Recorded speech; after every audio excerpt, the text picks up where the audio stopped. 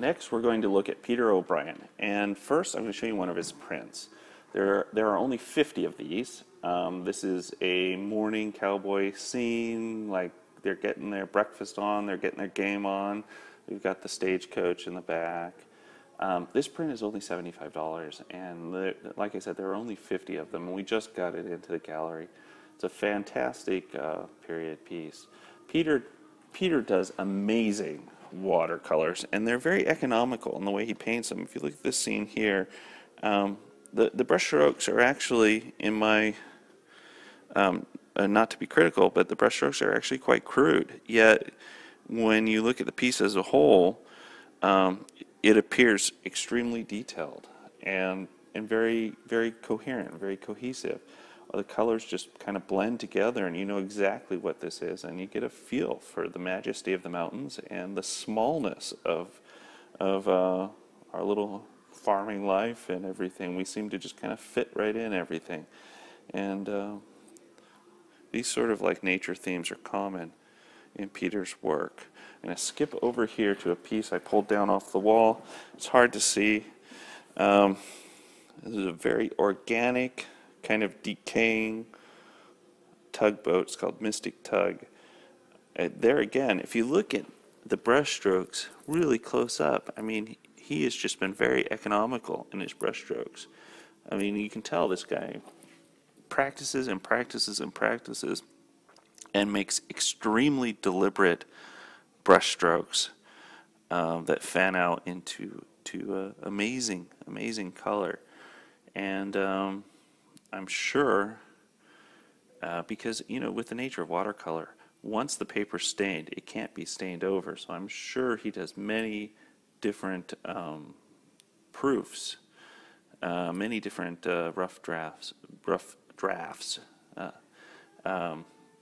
before he gets it exactly the way he wants it. But just the overall effect, I don't know. I don't know him, and I don't know what his process is, but just the overall effect is breathtaking. I wish I could paint like this. I absolutely cannot. I do big, messy stuff.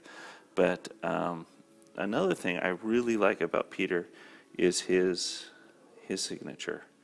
He has a stamp there, and just a very recognizable signature.